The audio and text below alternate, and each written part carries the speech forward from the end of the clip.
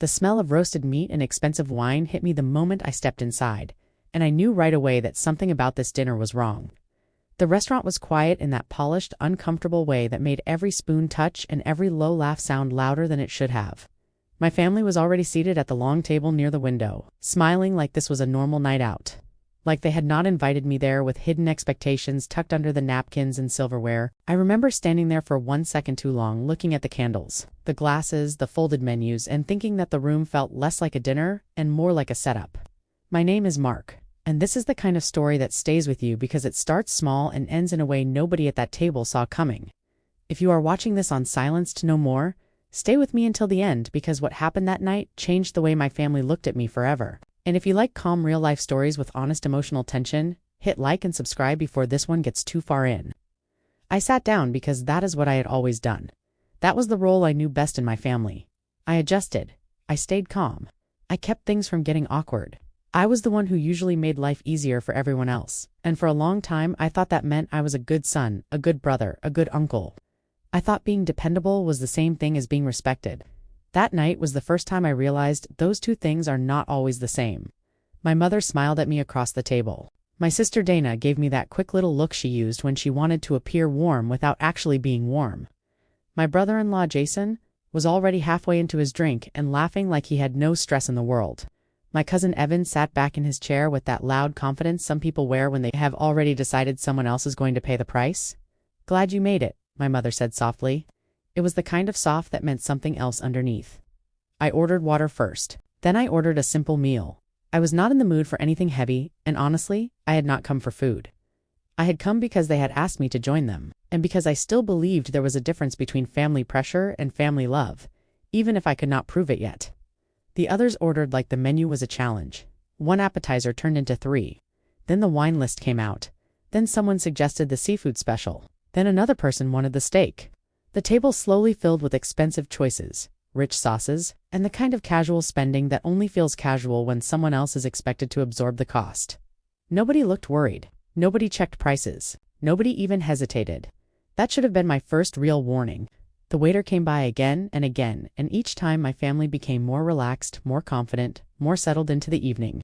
My mother kept saying things like, "Let's just enjoy tonight, and this is a nice change."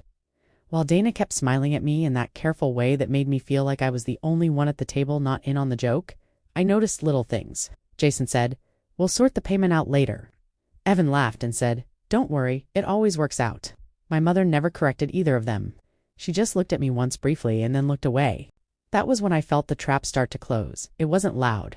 That's what made it dangerous. Nobody announced anything. Nobody said you're paying tonight. Nobody had to. The expectation was already sitting in the room, growing larger with every plate that arrived. The family had built the whole evening on a silent assumption, and the worst part was how normal they believed that assumption was.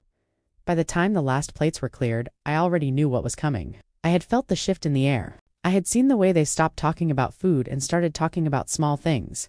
Like they were all waiting for one final piece of the plan to land exactly where they wanted it. Then the bill came. The waiter placed it in the center of the table with a quiet, professional smile, and for a moment nobody touched it, nobody moved, nobody looked at each other. The silence was sharp enough to make my skin tighten. I watched my mother fold her hands. I watched Dana stare at the table. I watched Jason glance toward me for a second and then look away as if he had just done enough to pretend this was not his idea.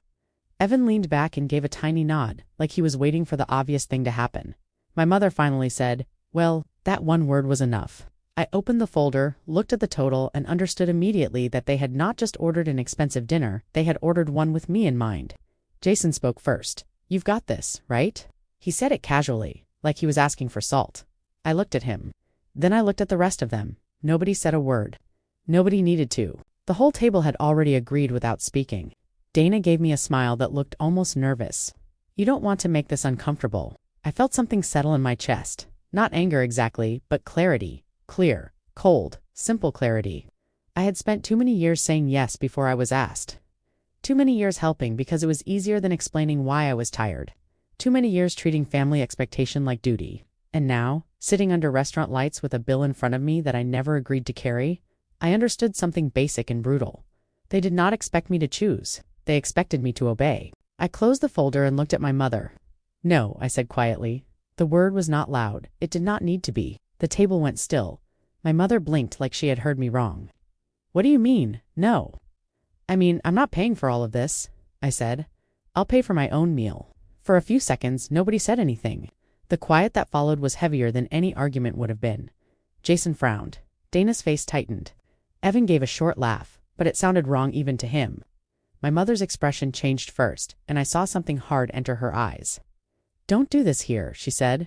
I almost smiled, not because it was funny, but because that was exactly the kind of line people use when they want your silence more than they want fairness. "I'm not doing anything here," I replied. "I'm just not paying for everyone." Jason let out a breath through his nose. "Man, come on, it's family." There it was. Not an apology, not a question. Just the word family dropped on the table like a weapon they expected to end the conversation. I looked at him calmly. Family does not mean automatic payment. Dana's voice got smaller. "You're really going to make this a thing?" I looked around the table. Every face was turned toward me now. Every one of them waiting for the moment I would crack and make it easy again. But I didn't. "I'm not making anything," I said. "You all made the assumption. I'm just answering it."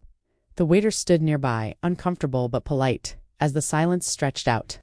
I reached into my wallet, paid for my food and my drink, and then set the rest of the bill back where it had been. No scene, no shouting, no drama, just one clear line that I had finally decided not to cross. My mother's face went tight. That was the first time I knew the dinner was not really about dinner at all. It was about the role they had built for me. The role where I was supposed to cover the gap, smooth the edges, and keep the peace no matter what it cost me. And in that moment, I stopped being useful in the way they wanted. I stood up, picked up my coat, and said, "I'll see myself out." Nobody stopped me, nobody followed. I walked through the restaurant with my hands steady, my face calm, and my thoughts suddenly louder than they had been in years. The cold air outside hit me like a reset. I stood near my car for a moment and looked back at the restaurant windows where the family that had invited me there was now sitting inside with a bill they had expected me to carry alone. I had not shouted, I had not humiliated anyone. I had simply refused to disappear into their assumption, and that refusal was the beginning of everything that came next. The next morning, I woke up before sunrise and sat on the edge of my bed with my phone in my hand. Staring at the receipt I had saved from the night before, it was such a small piece of paper, but somehow it carried the weight of the whole evening. The numbers were still there, clean and cold, and now they meant something different. They were no longer just a dinner total. They were proof of how comfortable my family had become with assuming I would carry what they did not want to handle themselves. I got up quietly, made coffee, and sat at the kitchen table while the house stayed still around me. That kind of silence can feel peaceful when your life is calm, but it feels different when something inside you has shifted. The refrigerator hummed. A delivery truck passed outside. Somewhere down the street, a dog barked twice and then stopped, and all I could think about was the look on my mother's face when I said no. That look had not been surprise. It had been offense. That was the part that bothered me most. Not the money, not even the dinner itself. It was how quickly they had all acted like my refusal was the strange part, as if fairness was some kind of insult. They had not just expected me to pay. They had expected me to do it without question, without hesitation, without making them feel awkward for asking too much. I knew then that this dinner was not an accident. It was part of a pattern I had been too tired to name before, so I started looking back. Not emotionally, financially. I opened old bank statements, payment apps, group chats, emails, and messages I had almost forgotten about. I checked every family gathering from the past 2 years, every birthday, every holiday, every small dinner that somehow ended with me paying more than my share because nobody wanted to deal with the math. It was never huge at first glance. $20 here, $50 there, a deposit for a rental, a restaurant tab, a grocery run, a hotel charge that was just temporary. Small things, scattered things, things that looked harmless if you only looked at one of them at a time. But together, they told a different story. I started writing them down. At first it felt almost ridiculous, like I was overreacting to old family habits. But the more I documented, the more the pattern made sense. My mother had always been quick to say that I was the responsible one. Dana liked to say I was good with money. Jason joked that I was the one who always had it handled. Those little labels had sounded harmless for years, but now I could see what they really meant. They meant they felt free to lean on me without asking. They meant my willingness had become their expectation. And once I saw that, I could not unsee it. I did not call anyone that morning. I did not send a long text or make a dramatic statement. I just kept organizing, line by line, charge by charge, until I could see the full shape of what had been happening. The picture was uncomfortable, but it was clear. I had not been helping family in some balanced, shared way. I had been quietly subsidizing everyone else's comfort.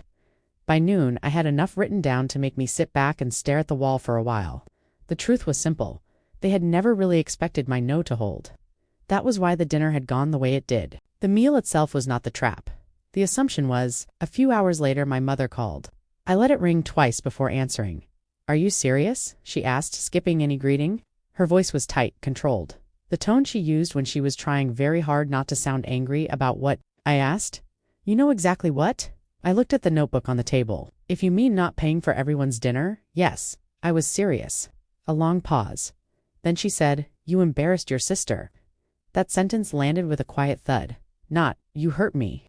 Not, "I'm sorry we put you in that position." Just, "You embarrassed your sister." That told me everything I needed to know. "I embarrassed her by not paying for a meal I didn't agree to cover?" I asked. "You could have handled it better." I almost laughed, but it came out too tired for that. By doing what? Quietly accepting it? It would have been the family thing to do. There it was again. Family thing. The phrase they used whenever they wanted my silence to sound noble. I leaned back in my chair. No. The family thing would have been asking first. She did not answer that. Instead, she shifted to the part she thought would work better. "Your brother-in-law already feels bad about the whole night." "Then he should," I said. He was the one acting like my card was already on the table. Her breath sharpened. "You're being difficult. I'm being accurate." The call ended shortly after that, not because I raised my voice, but because she could not bend me back into shape through guilt alone. That seemed to surprise her more than the dinner had. Later that afternoon, Dana texted me, "Can we talk?" I stared at the message for a long time. The words looked simple enough, but I knew what they usually meant in my family. "Can we talk?" almost always meant, "Can you stop making us uncomfortable?" It usually ended with me apologizing for something I had not done. Still, I answered, not because I wanted to go backward, but because I wanted to see whether anyone in my family was capable of honest conversation once the pressure had shifted. We met at a coffee shop on the other side of town. Public, quiet, neutral. I wanted no drama and no crowd. Dana arrived wearing sunglasses, even though the sky was cloudy, and she took them off the moment she sat down. She looked tired but not broken. More guarded than tired. "You really made Mom upset," she said. I took a slow sip of coffee. I made her face a bill she expected me to carry. "That's not the same thing." Dana pressed her lips together. "You know how she is about money." I set the cup down carefully. "And you know how you are about assuming I'll cover things." That made her look at me. I didn't speak right away. I wanted the silence to sit between us long enough to feel real. "Finally," I said, "I checked my records." Dana frowned. "What records?" "Every time I covered something for this family, trips, dinners, deposits, shared expenses. Little things that added up. I wrote them down." Her face changed a little then. "Not guilt exactly. More like discomfort." "Why would you do that?" she asked. "Because I wanted to know if I was overreacting," I said, and I wasn't. Dana looked away for a second, then back at me. "I didn't think it bothered you that much." There it was. Not denial, not argument, just a sentence that showed how little they had ever asked. I nodded once. "That's because I made it look easy." She said nothing. "I made a lot of things look easy," I continued. "That doesn't mean they were free." Dana stirred her coffee even though it had already gone cold. "So what now?" I looked around the shop, then back at her. "Now," I said, "I stopped pretending that being the dependable one means I have to accept disrespect as part of the job." She did not answer immediately. For the first time, I think she understood that this was not a mood or a temporary reaction. It was a line. One I had crossed only in the sense that I had finally stepped out of the role they expected me to play. When we left, Dana hugged me in a careful, uncertain way. Not warm enough to fix anything, not cold enough to ignore me, just cautious, as if she had realized too late that I was not the same person who used to say yes to everything. I went home with the coffee cup still half full and the records still open on my laptop. I had no plan for revenge, no big speech, no dramatic showdown. What I had instead was something much stronger, clarity. And once you see the shape of a problem clearly, you stop being afraid of naming it. The next few days were quiet in a way that made me more alert, not less. In my family, silence was never just silence. It usually meant somebody was thinking, somebody was offended, or somebody was preparing to come back with a different version of the story. I had seen all three before, and I knew better than to assume the matter was over just because nobody was calling. I kept my routine. Work, home, dinner, sleep. On the outside, nothing had changed. But inside I felt different.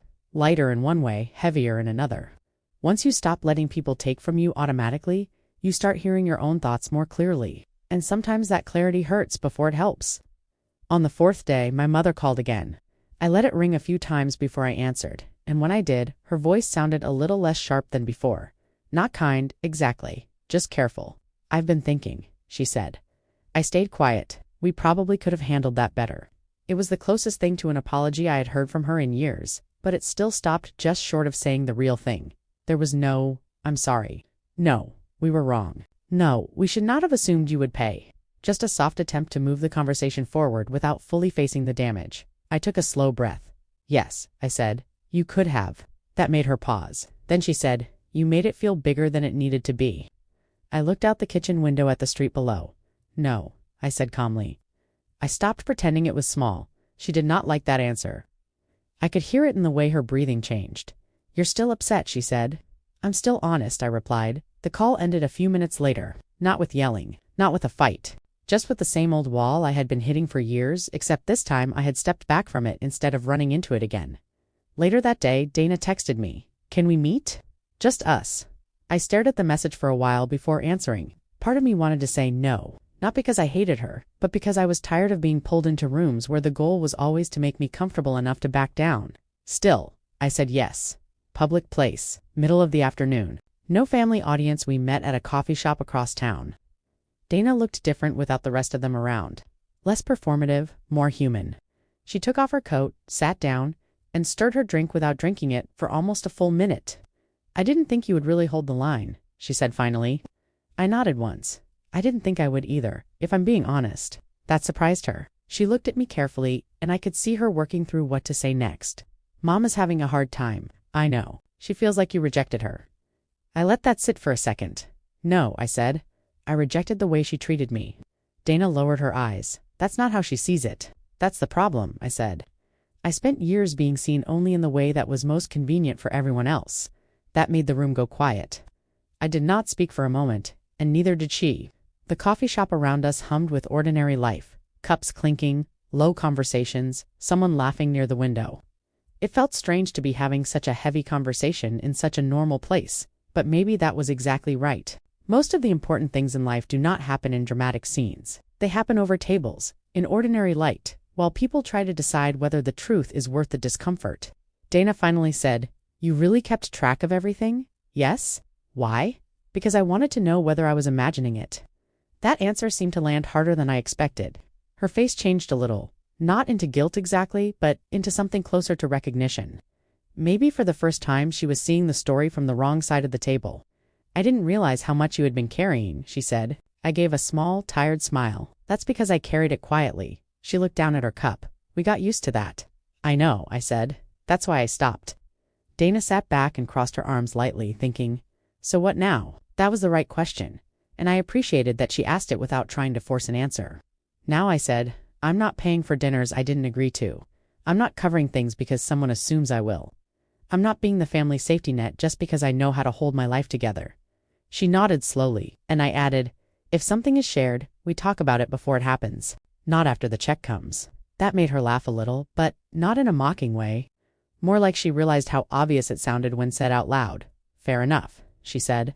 It was not a full repair, it was not some grand healing moment, but it was something real, a crack in the old system, enough to show that not everyone in my family wanted the same thing. Dana had her own habits, her own excuses, but she was at least willing to admit the truth once it was placed in front of her.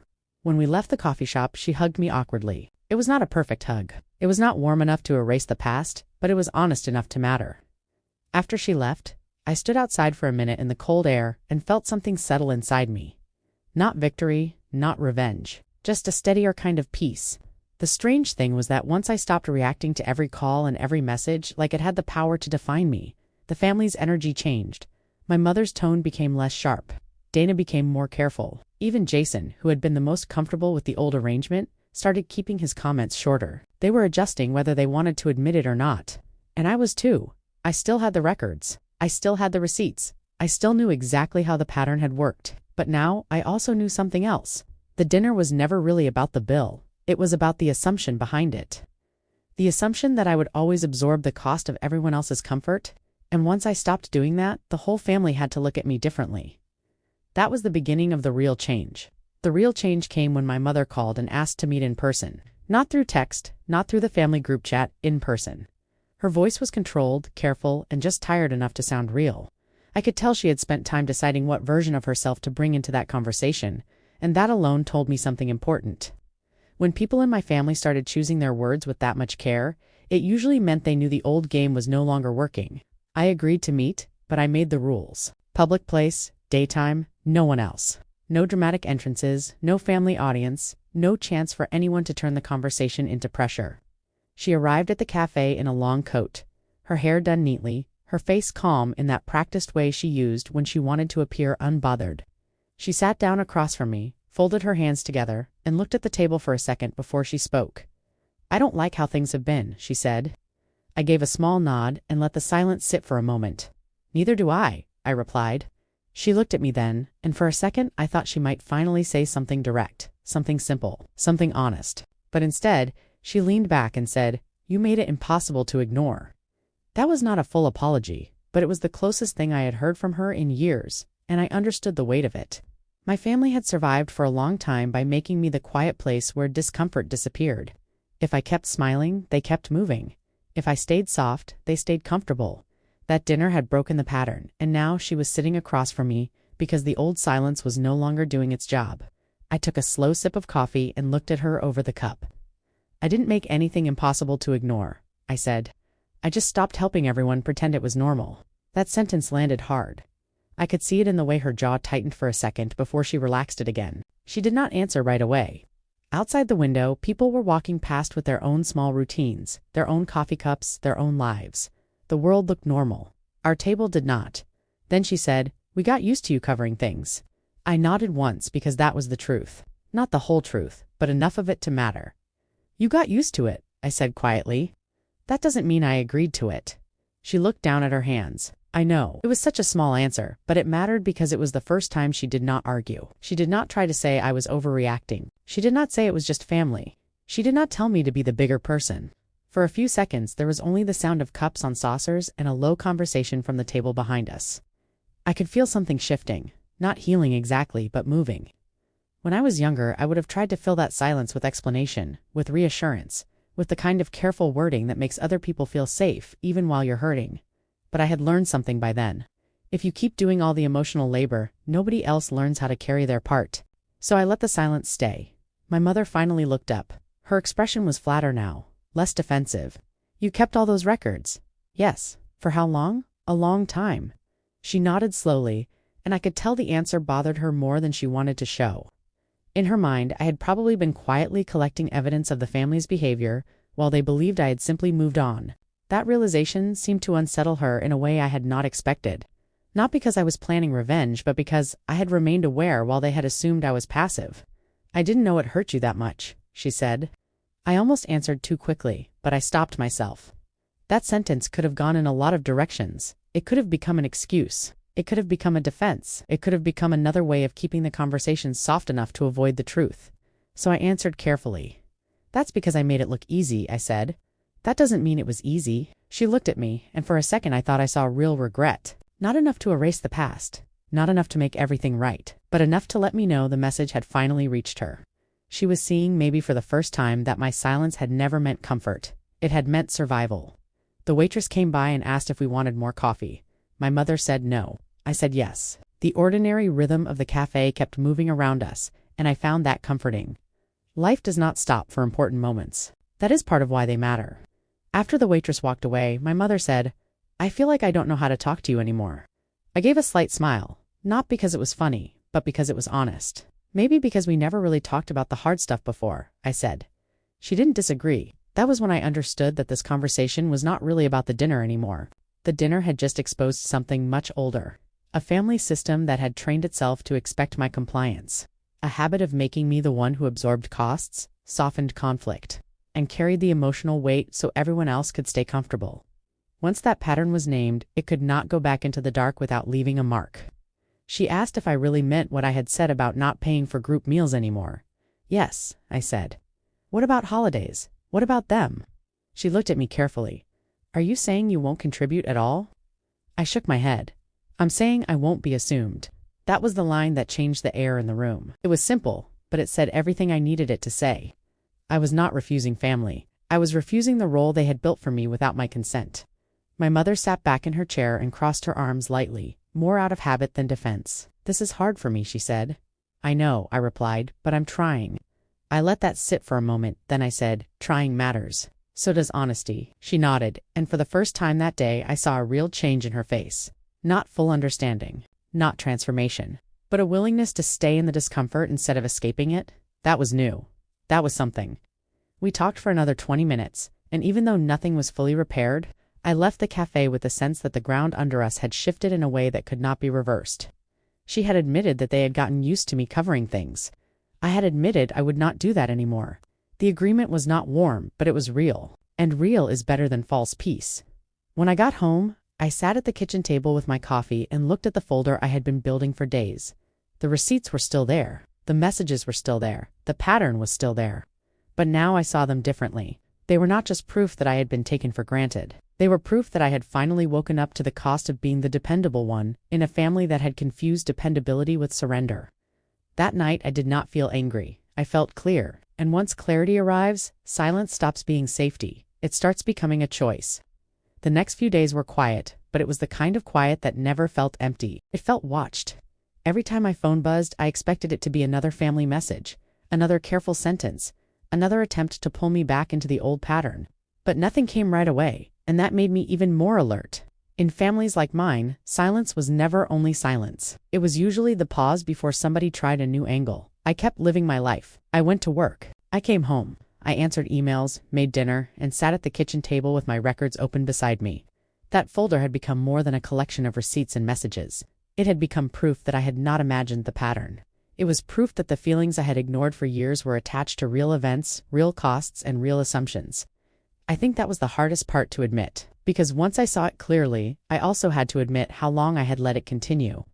On the 5th day after the cafe meeting, my sister Dana called. I nearly let it go to voicemail, but I answered because I wanted to hear whether she was calling as herself or as part of the family script. Her voice was softer than usual. "I talked to Mom," she said. I waited. "She thinks things went badly because nobody was expecting you to say no."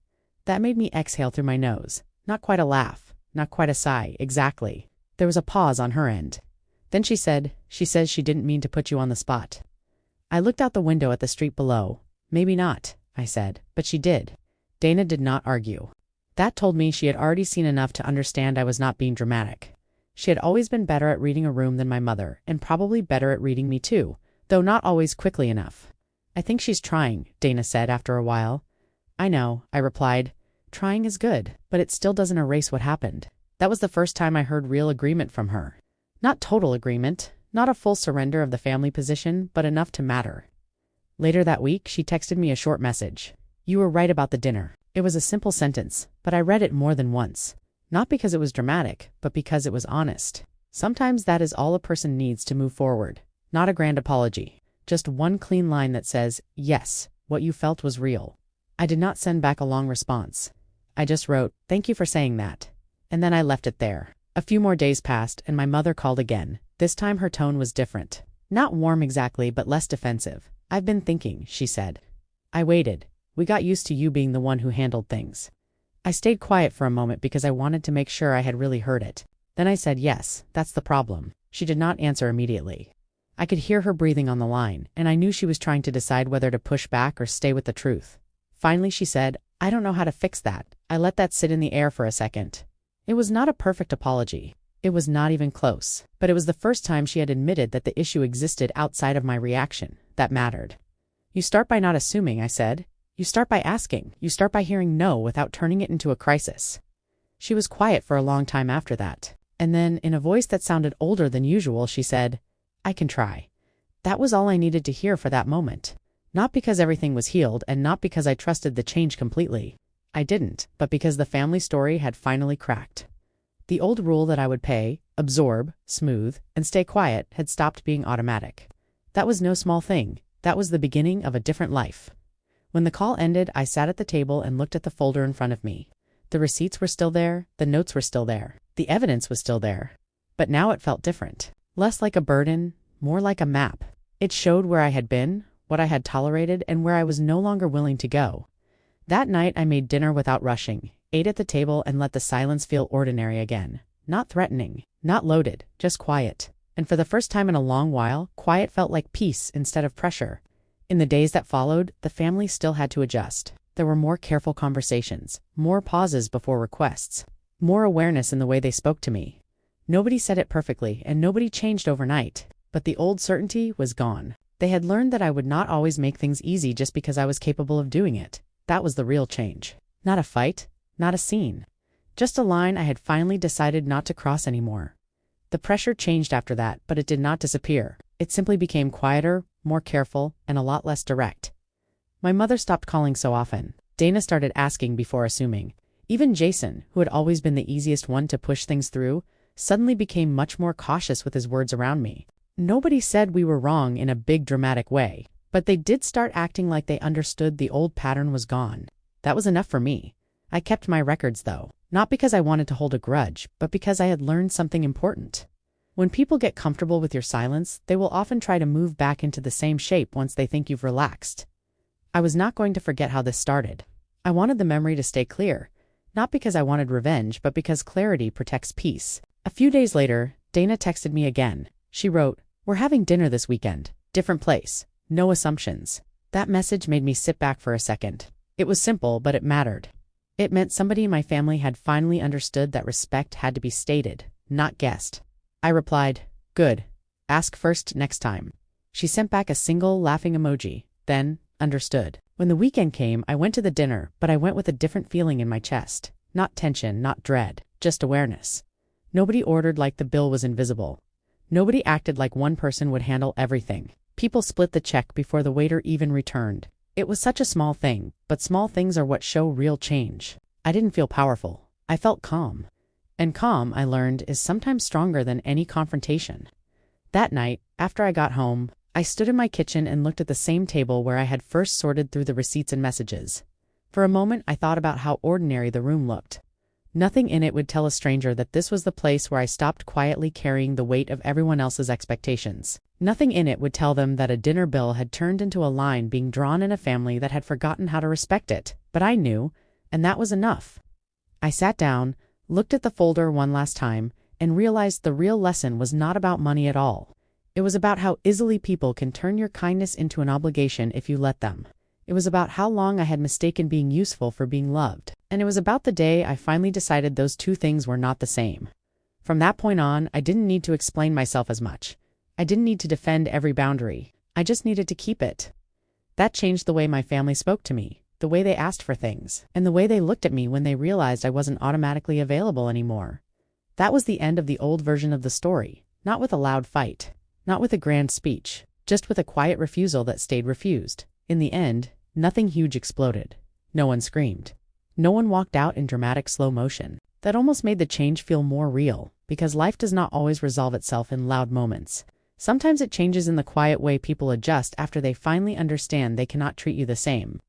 My mother never became a different person overnight, but she became more careful with her words. Dana started checking before making plans. Jason stopped speaking as if my money belonged to the family by default, and me. I stopped carrying the old habit of saying yes just to keep the peace. That was the real ending. The restaurant dinner had started as a trap built on assumption, but it ended up showing me something much larger. It showed me how long I had confused being dependable with being disposable.